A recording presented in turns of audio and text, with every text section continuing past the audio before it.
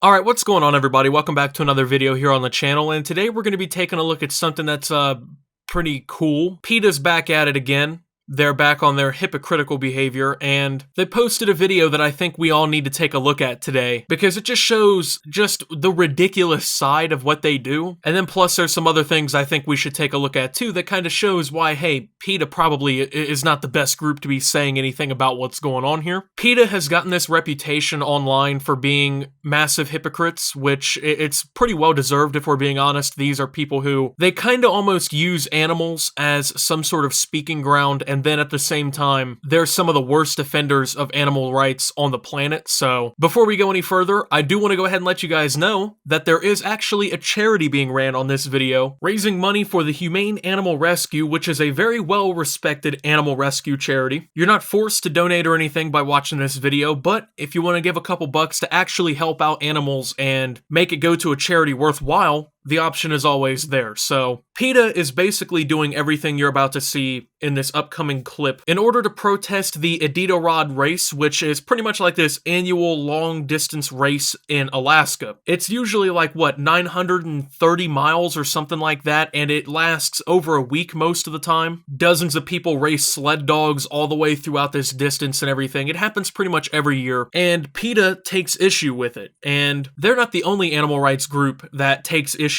with this race, but they are pretty much the most, I would say, vocal out of all of these groups. I mean, I haven't seen any other animal rights activist group come out here and do something this completely ridiculous. Now, they have a problem with this, but they also have a problem with the sponsors of this sled race because, well, a lot of people kind of focus in on this race every year, so there's actual sponsors behind it. The sponsor that they're taking issue with in this one is Chrysler, the, automobile manufacturer. Probably shouldn't have to explain that one to you, but they thought that it would be a great idea to get an old Chevy van, park it in the middle of the street in Philadelphia, and then completely attempt to demolish and vandalize this car in order to, I guess, protest what's going on. Now, with all this being said, you're probably already thinking, this could not have went well. It did not go well. I'm just going to go ahead and spoil that part for you. Let's go ahead and take a look at how PETA decided to respond to this whole thing.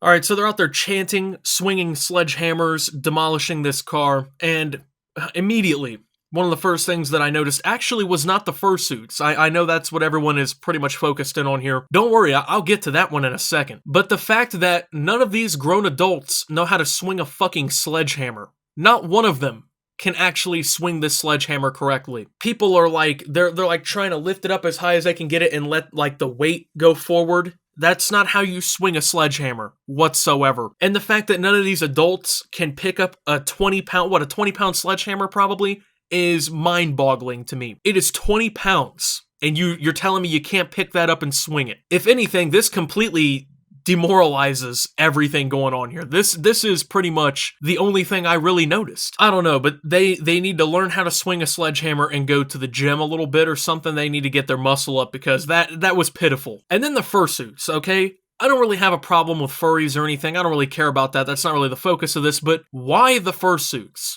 Why? Now, lots of furries have responded to this whole thing and basically decried the usage of these outfits because it makes people think more negatively on furries. So they don't really seem to be your ally in this whole thing here. They're pretty much decrying your usage of these suits, and I just don't understand why they couldn't just smash this thing with the sledgehammers in like normal outfits. I mean, if we're keeping it $150, I'm not more, on your side with this whole thing because you're wearing fursuits, because you wanted to dress up like dogs. It just doesn't look right. It looks ridiculous. But let's go ahead and keep going.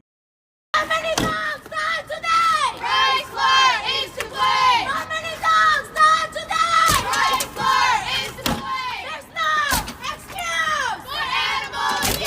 There's never an excuse for animal abuse. Okay, so within the 35 seconds of this clip, that we've watched thus far, there is 2 puny holes in the front windshield of this Chrysler van, and this other person who is trying to hit like the back window on the right side of the vehicle can't even puncture a hole into the fucking window. Grown adults who can't swing sledgehammers decided that this was a good idea. You know, I would never go ahead and do something that I physically could not do for a protest. You would never see me out here saying, I'm gonna lift a 500-pound boulder over my head to protest something, because I can't do it. So why did they get people who can't even swing sledgehammers to do this whole thing? And they keep saying that Chrysler is to blame for the dogs who are, you know, killed because, I mean, the race is, it's pretty brutal. You know what I'm saying? I mean, it's a pretty long race. It's usually in like frigid temperatures. It's a pretty hard race to fulfill.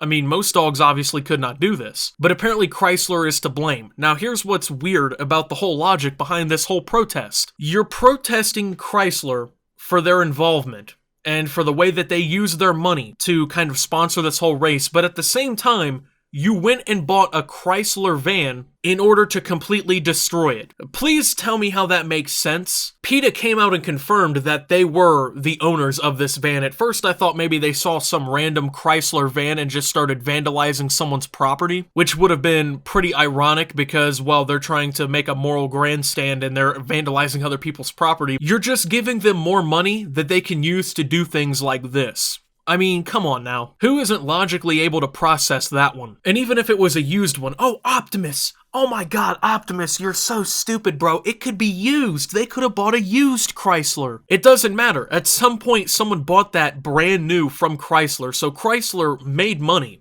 from this vehicle. And your logic was to go and demolish it. I mean, it's like burning a football jersey of a player who, I don't know, leaves the city or something. You do realize they've already gotten paid for that vehicle. You're not taking money from them. If anything, you're giving them money. Or you're buying a vehicle that at one point was used to make profit for this company that you're trying to decry for using their profits in this way. So congratulations, you failed. You didn't logically think that one through, I'm assuming.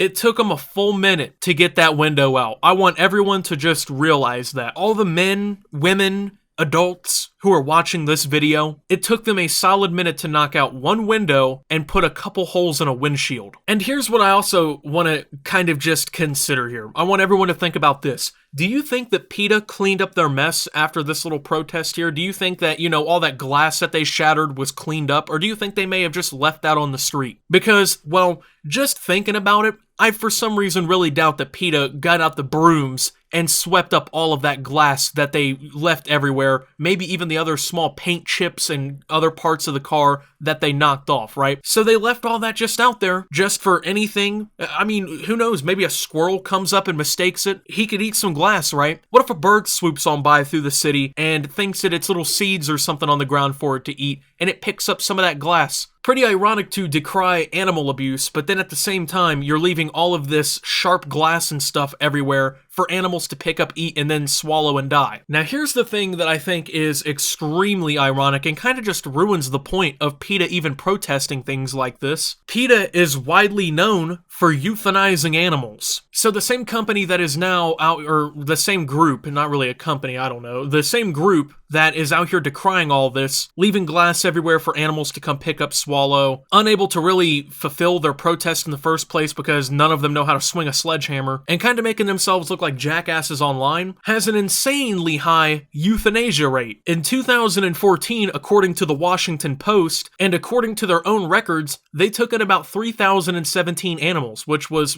about 1% or so of the total number brought to private Virginia shelters. So this is just in one state that this is being, you know, recorded. Of those animals that they took in, PETA euthanized 2,455 of them, which is 81% of the animals that they took in. In some prior years, the rate has risen above 90%, which would mean 9 in 10 animals in certain years that go into a PETA shelter are euthanized. All of this data that shows that PETA euthanizes animals at an insane rate, it's publicly available. So isn't it kind of ironic that the group that kills, 70, 80, 90% of the animals that go into its shelter are now out here decrying animals being killed? Which, yeah, it's sad, and it's something that should not be happening. Animals should not just be suffering for no reason and things like that. I think we can all agree on that. But 150 dogs total passing away compared to only 2,455 from the company or the group that is now trying to point this out as a morally corrupt thing to do. Yeah, I don't really think those numbers are comparable, you know what I'm saying? And in 2016, according to The Guardian, its euthanasia rate was about 1,400 of 2,000 animals that it brought in, and that was in 2016. That's well over 70%, that's nearly 75%. So if anyone should be saying anything about this, probably shouldn't be PETA, right? Well, of course, I think that's what a lot of people think, but of course, they for some reason don't get this picture and do things like this. So that's pretty much it for the video though, you guys. Thank you for watching. If you did enjoy, make sure to leave a like, subscribe if you're brand new around here on my channel. Follow me over on Twitter at @SubToptimus. I post memes, thoughts, and updates over there. Surefire way to get notifications of all my newest content. Make sure to check out OpTube down below. Lots of great things going on over there. Thank you to my channel members. Your support helps my channel tremendously. And until my next video, guys, this is Optimus calling out PETA and signing out.